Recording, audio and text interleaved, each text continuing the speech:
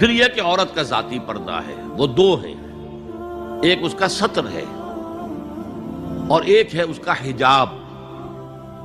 غیر محرم مردوں کے سامنے وہ کھلے چہرے کے ساتھ نہیں آ سکتی۔ ہاں محرموں کے سامنے چہرہ کھلا ہو، ہاتھ کھلے ہوں، پیر کھلے ہوں، کوئی حرج نہیں ہے، لیکن پورا جسم کورڈ ہو صحیح طور سے، نہ لباس اتنا تنگ ہو کہ جسم کے نشیب و فراز ظاہر ہو رہے ہو، نہ اتنا باریک ہو کہ اندر سے جسم جھلک رہا ہو۔